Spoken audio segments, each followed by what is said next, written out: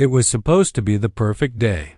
I'd been working nonstop for weeks, and finally, the weather lined up just right: clear skies, warm sun, and a gentle breeze. So I packed up a cooler with some sandwiches, fruit, and cold drinks, grabbed a blanket, and drove out to one of my favorite quiet spots near the edge of town. It was a little open clearing at the edge of a wooded area, just past a worn-out fence and a sign that had long since faded. Not many people came out this way anymore, which is exactly why I liked it. Peace, quiet, and no one around to bother me. Or so I thought. I laid out my blanket, popped open a drink, and leaned back to enjoy the moment. Birds were chirping. The sun filtered through the trees, and for the first time in what felt like forever, I could actually hear myself think. I wasn't blaring music or setting up anything fancy, just me, my food, and the open sky. That's when I heard the unmistakable sound of trouble, the high-pitched voice of someone who thinks the world spins just for them. "Excuse me, excuse me."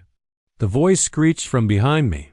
I turned my head slowly, hoping it was just a jogger or someone passing through. But no, it was Karen. The kind of Karen that wears oversized sunglasses, clutches a little purse like it's a badge of authority, and storms into a scene like she owns it. "What do you think you're doing here?" she asked, standing a few feet away, arms crossed, glaring at me like I was committing a crime. I blinked. "I'm having a picnic?" she scoffed. "This is private property. You can't just come out here and do whatever you want." "Now?" "Here's the thing, I've been coming to this spot for years. Nobody has ever told me I couldn't be there. There were no fences blocking it off, no sign saying private property, or no trespassing. Just a wide open patch of land and some trees." Still, I kept my tone calm. "I'm not bothering anyone," I said. "Just having some lunch and enjoying the weather." Karen was already pulling out her phone. "Well, you are bothering me, and I'm calling the police." She didn't even wait for me to respond. She turned slightly to the side and started dialing. I could hear her as she talked. "Yes, hello? There's someone trespassing on private land, yes, right now. There, refusing to leave." I looked around, still half expecting this to be some kind of prank. But no, she was dead serious. I stayed sitting, not wanting to escalate the situation. I figured the cops would show up, see that I wasn't doing anything wrong, and that would be the end of it. But Karen didn't stop there. She walked a few steps closer and pointed down at me. "You can't just walk wherever you want," she snapped. "This is dangerous. You don't even know where you are." That part was strange. Dangerous? I wasn't near any cliffs or construction zones, just a patch of land with some overgrown grass and trees. But something about the way she said it, like she knew something I didn't, made my skin crawl just a little. Still, I held my ground. "Look, if the police want me to move, I'll move. Until then, I'm staying right here." She huffed and walked off to the edge of the trees, pacing and muttering to herself while still on the phone. Every now and then, she'd shoot me a look like she expected me to pack up and leave in shame. But I didn't. I wasn't doing anything wrong. 15 minutes passed. Then 20. Finally, I heard the sound of sirens in the distance. Karen stood up straight like she was about to receive a medal. I stayed seated, arms crossed, waiting for whatever drama was about to unfold. 2 squad cars pulled up along the gravel path nearby, followed by something unexpected. A third vehicle rolled in, but it wasn't from the local police, it was a military jeep. Olive green, with a pair of uniformed personnel sitting inside. That's when I realized this wasn't a regular visit. Karen marched up to the first cop and started waving her arms around like a traffic director on a power trip. She pointed at me, pointed at the trees, pointed at the ground, rambling about security and unauthorized people. The officer nodded politely and then walked over to me. "Hey there," he said, calm and professional. Mind if I ask what you're doing here today? I explained everything. Just a picnic, been coming here for years, never seen anyone else complain. He listened carefully and didn't interrupt. When I finished, he nodded. All right, hang tight for a second. He walked back to the military jeep and spoke with the soldiers inside. Karen was still going on, now with her phone out, possibly recording the whole thing for whatever Facebook group she ranted in. But then something changed. One of the soldiers stepped out of the jeep, looked around at the area, and then approached Karen. I couldn't hear what he said at first, but whatever it was made her entire posture change. Her hands dropped. Her mouth opened slightly. She stammered something, then backed up. Something big was going on, something she clearly hadn't expected. And it was only just beginning. The shift in Karen's body language was instant and dramatic. 1 second she was standing tall, lecturing everyone within earshot about civic responsibility, and the next, she looked like a school kid caught cheating on a test. The soldier who approached her was calm, composed, and clearly someone who wasn't used to being questioned. His uniform was clean and crisp, with a patch on the shoulder that immediately caught my attention. It wasn't local military. It was federal. Karen's tone changed fast. I didn't know, she said, her voice trembling just a little. No one told me this was. I thought it was just open land. The soldier didn't raise his voice. In fact, he stayed polite, but there was a weight behind his words that shut everything down. Ma'am, this area is restricted military property. The fencing might be old, but the boundaries haven't changed. You're not supposed to be here. Either. Karen's jaw dropped. Me? I was just trying to report. He cut her off gently but firmly. You made a civilian emergency call to report a picnic on military land. That's a serious misuse of local police resources. One of the officers stepped forward at that point, clearly not enjoying the idea of getting dragged into a military situation over what should have been a lazy afternoon. We didn't even know this was federal land. The cop muttered under his breath to the soldier. You're not alone, the soldier replied. It's an old site, still monitored, still off limits, but not public-facing. I was still, sitting on my blanket, dumbfounded. I had no clue this place was military property. There had been no active signage, no guards, no gates. Just a beat-up fence and some overgrowth. I wasn't trying to stir up trouble. I was just looking for a place to breathe. Karen, on the other hand, had clearly stepped in it. She tried backpedaling hard. I wasn't trying to cause a problem, she said. I just thought, well, it looked like he was camping or something, and I know there are rules. The soldier didn't flinch. You assumed and you acted on that assumption without verifying anything. You not only brought the police here, but now military authorities are involved. You need to understand the weight of that. Karen turned to the officers, clearly hoping they'd back her up. I didn't know. I live in this neighborhood. I thought I was helping. The younger of the two cops rubbed his temples, clearly annoyed. Lady, you called us to deal with a picnic.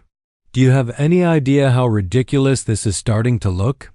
Karen flushed bright red. So what? He's the one trespassing.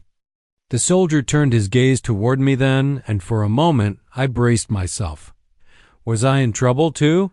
He walked over, looking at the spot where I was still sitting on the blanket. Did you know this was military land? No, sir, I said honestly. I've been coming here for a few years. It's always empty. I never saw a sign, and I definitely didn't see a gate. He studied me for a long second, then nodded. I believe you. This area used to be part of a now decommissioned training zone. It's still owned by the military, but the fencing and signs haven't been maintained well. That's on us. He paused, looking back at Karen. But calling the police? That's not on us. Karen looked like she wanted to melt into the ground. She kept glancing between the officers, hoping anyone would come to her rescue. But no one was taking the bait. "I didn't know it was military land," she repeated, her voice quieter now. "I just didn't like the way he was sitting out here alone." That statement made the cop raise his eyebrows. "You called 911 because you didn't like the way he was sitting?" Karen was unraveling, and fast. He looked suspicious. He had a cooler and everything. The officer let out a long sigh. "A cooler? You mean like food?" Karen blinked.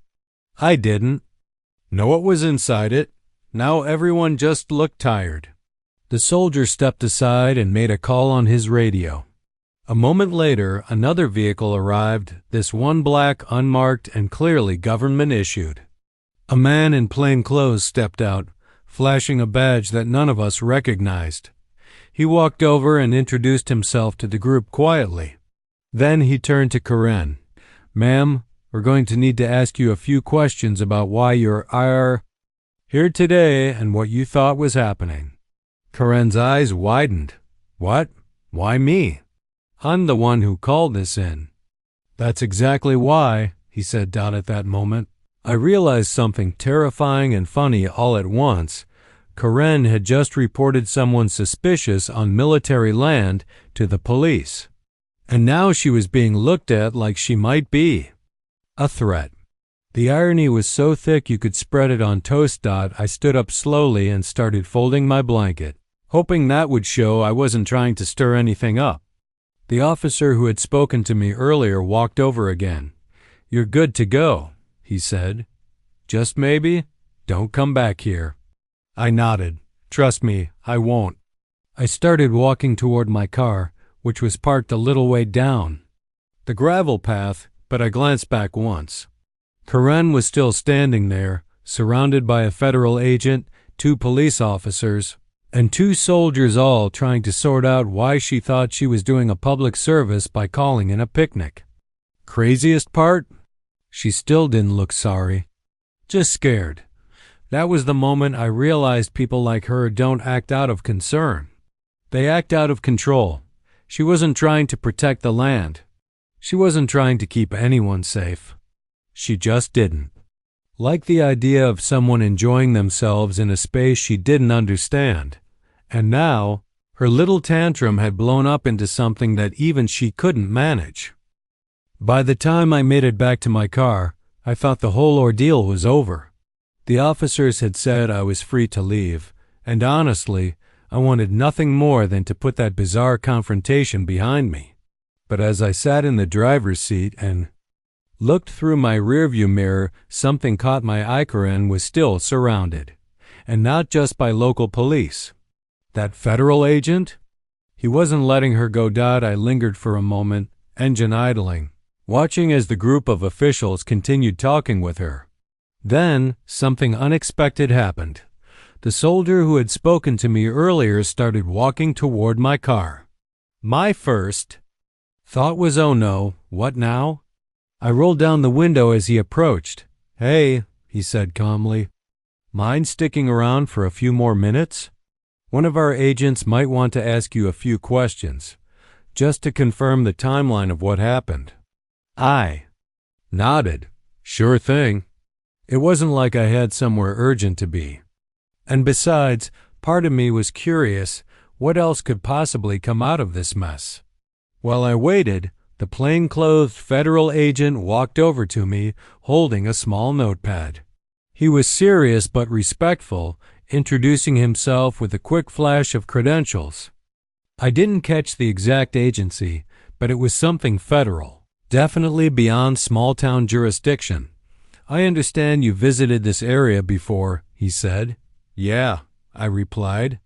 "A handful of times over the last couple years. It's always quiet. I never saw any signs, and I never saw anyone else here until today."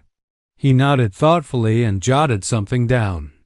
"Just so you're aware, this area used to be part of a military radio monitoring post. It's been dormant for a while, but it's still classified as restricted property. You're not in trouble, but we do need to start tightening up who has Access. That explained the oddly intact old concrete structure deeper in the woods I'd always assumed was some abandoned utility building. Then he turned his attention to Karen again. And this is where things took a turn I really didn't expect. Apparently, when Karen had called 911, she didn't just say someone was trespassing. She had claimed she saw someone acting suspiciously, possibly scouting the land, and even muttered something about terrorism. Yep, terrorism. That one word was enough to set off every alarm bell imaginable in a post-9/11's world. From what I overheard, and yes, I was now fully invested, Karen had exaggerated the situation so much in her 911 call that the local dispatcher had flagged it as a potential homeland security concern. That's why the military showed up. That's why a federal agent was now involved. Karen didn't just bring a Karen-level problem, she escalated it to the Department of Defense. And now, the weight of that decision was starting to settle on her shoulders. She tried playing the same card she'd used on me, the concerned citizen routine. I was just doing my duty. She kept saying, "It looks suspicious. He had a bag," and the federal agent calmly replied, "You mean a picnic cooler?" Karen faltered. "I didn't know what was in it." "You assumed," he said, almost like he was teaching a child. "And because of that, you filed a false emergency report, wasted law enforcement resources, and triggered a federal response." Karen looked like she was about to cry, but at the same time, her pride wouldn't let her fully back down. "I thought he might have been squatting here, or hiding something." Now one of the police officers spoke up. "Lady, all he had was a sandwich, a drink, and a book. You called this in like it was a terrorist cell." She tried to argue, but the agent cut her off again. "We deal with credible threats. What you did was abuse the system." Karen stumbled backward slightly, her expression shifting from angry to panicked. "Are you saying I'm in trouble?" "That's not for me to decide," the agent replied. "But I've already flagged this incident, and you'll likely be contacted by federal authorities. Possibly fined, possibly more." She started pleading, almost frantically now. "I was just trying to keep the neighborhood safe." The irony was painful. Meanwhile, I was standing to the side with the officer who first approached me, both of us watching the scene unfold like it was some reality show. He leaned over and said quietly, "If I had $1 for every time someone like her made a pointless call, I'd have retired early. But this is next level." I chuckled. "She really brought out the military over a guy with a cooler. And now she's the one under investigation," he added with a grin. Karen was still trying to walk back everything she said, but the damage was already done. She had claimed on a recorded emergency line that I might have been involved in something criminal. And once you make that kind of accusation on military land, you can't just say, "Oops." The federal agent told her she was free to leave, but not before handing her a printed notice, an official statement that her actions had triggered a federal response. She was visibly shaking as she walked back to her car, her lips pressed into a thin, pale line. She shot me one last look before she drove off, not angry, not smug, but scared. And I won't lie, I kind of loved it. This woman had stormed into my peaceful afternoon, accused me of being some kind of threat, and tried to get me arrested for eating a sandwich under the sun. And now she was the one on the hook with the federal government. I looked around one last time at the peaceful clearing. The birds were still singing. The breeze still danced through the trees. But the moment was over. Whatever tranquility this spot once had, it was tainted now. I couldn't come back here, not after all this. As I got into my car and turned the key, I smiled a little. I didn't say a word to Karen, but I didn't have to. The look on her face said everything. The next morning, I woke up to a flurry of notifications on my phone.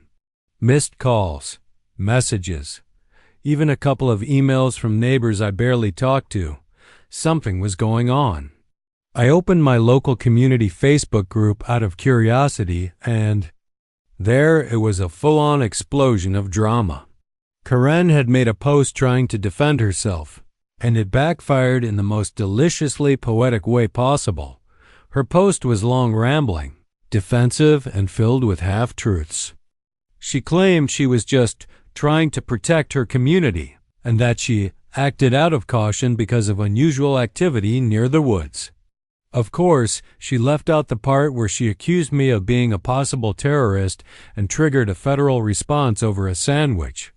But the comments? Brutal. Everyone saw through it. One neighbor wrote, "Karen, he was having a picnic. The only thing you protected us from was peace and quiet." Another added, "You're lucky you didn't get arrested for wasting government time." You called in Homeland Security over Tupperware. Even people who usually stayed quiet chimed in, sharing stories of Karen's past behavior, how she once tried to ticket a kid for riding a bike on the sidewalk, or how she called animal control on someone's cat because it looked too aggressive. She was being dragged online harder than I'd ever seen in a local group, and to be honest, I didn't feel bad at all, but that was just the start of it. Around noon, I received a call from a restricted number. I hesitated for a second before answering. "Hello, Mr. Reynolds?" the voice asked. It was the federal agent from the day before. "Yeah, that's me. I just wanted to let you know we've completed the preliminary investigation. You're not in any trouble, and we've confirmed that you had no idea the land was federal property." I let out a breath. "Thank you. I really was just out there for a picnic." He paused, then said, "Unfortunately, the same can't be said for the individual who made the report. We forwarded our documentation to the appropriate department and should be contacted soon regarding a formal statement." I was curious, so I asked, "Is she in serious trouble?" There was a pause before he answered, "We're not at liberty to discuss specifics, but let's just say this isn't the first time she's made a questionable report. This one, however, crossed a line." I thanked him again, and he hung up. But I was left sitting there, stunned. Not the first time? That explained a lot. Karen wasn't just a one-time overreactor, she had a history of meddling. This time, though, her meddling had backfired in spectacular fashion. Later that afternoon, I ran into one of my neighbors, Mr. Jenkins. He was walking his dog and gave me a nod. "You're the picnic guy, right?" he said, smiling. I laughed. "I guess that's me now." "She's been like this for years," he said, shaking his head. "Always threatening to call the cops over dumb stuff. But this time, she finally ticked off the wrong people." I raised an eyebrow. "You think anything will actually happen to her?" He shrugged. "Who knows? But she's the talk of the town now, and not in a good way." As the week went on, the story continued to spread. People joked about it at the grocery store.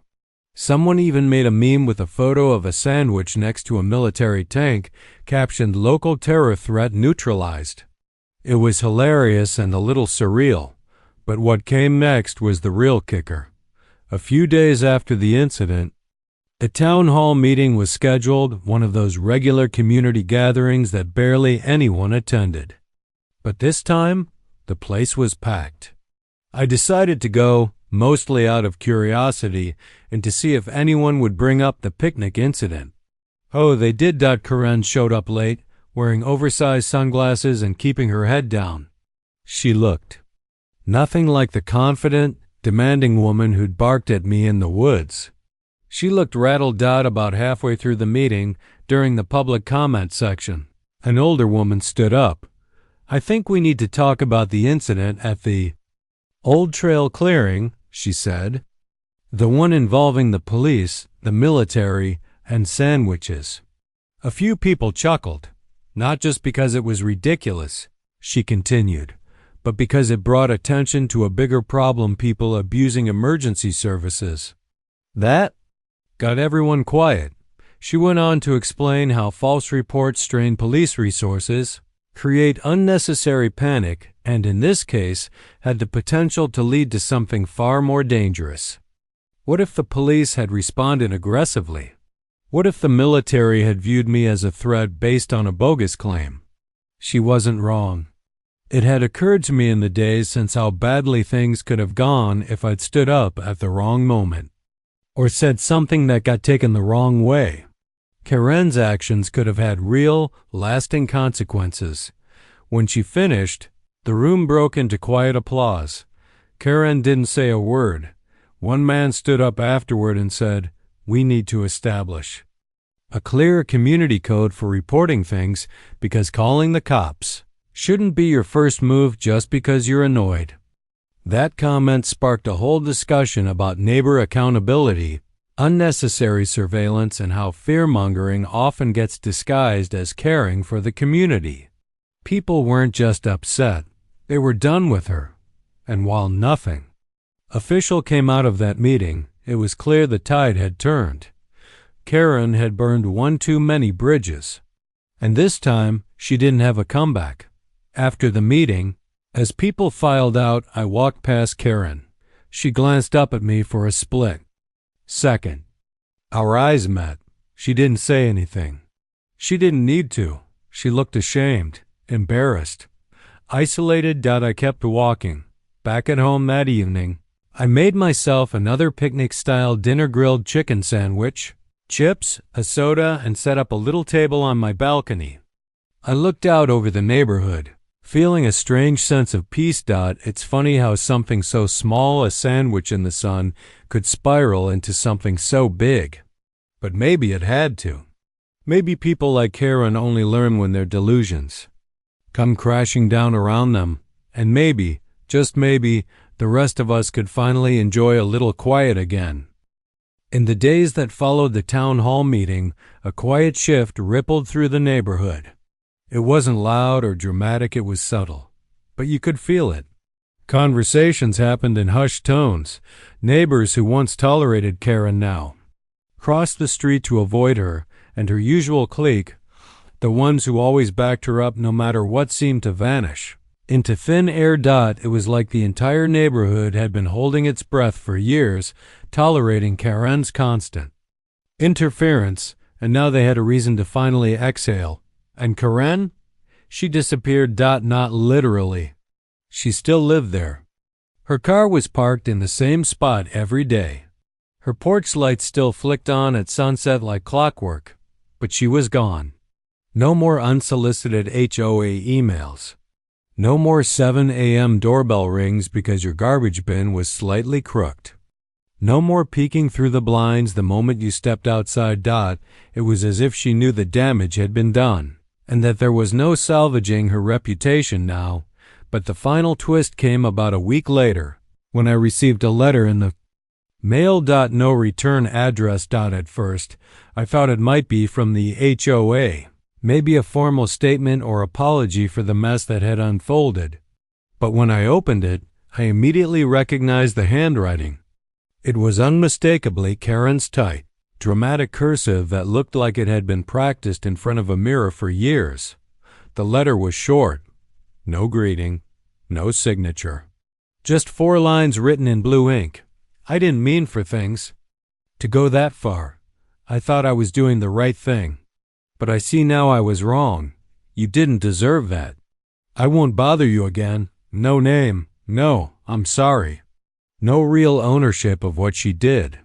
But for someone like Karen, who had probably never admitted fault in her entire life, that letter was monumental. Set it down on my kitchen table and stared at it for a while. Part of me wanted to laugh.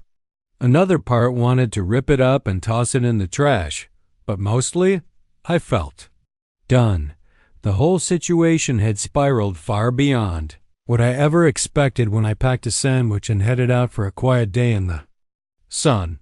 I never planned to get wrapped up in a military investigation or be the center of a community controversy.